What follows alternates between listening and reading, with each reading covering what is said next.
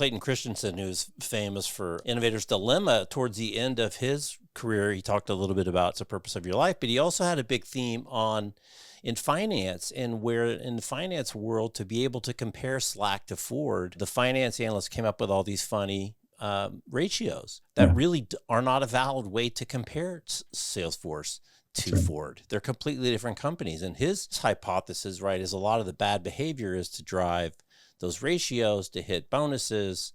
And that's where you see stock buybacks and lack of investment. And you see some of the culture change at a place like Boeing that just really shifted radically more towards the profit when they merged with Lockheed. I'm sure you've seen the documentary, which is a really scary watch.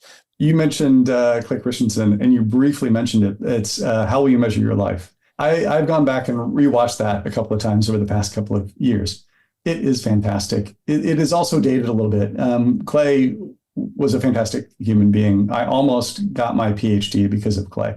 I actually worked with him at one point, very briefly at Harvard. In that, he talks about something that I wish more executives honestly thought about, which is how will you measure your life at the end? And how will you measure your life through the impact that you have on the people around you? And that includes your family, that includes your kids, that includes your partners, that includes your coworkers.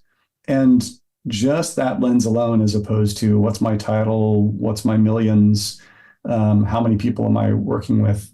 That's what lasts and that's what persists. And I wish more executives which went back and watched that video and by Clay.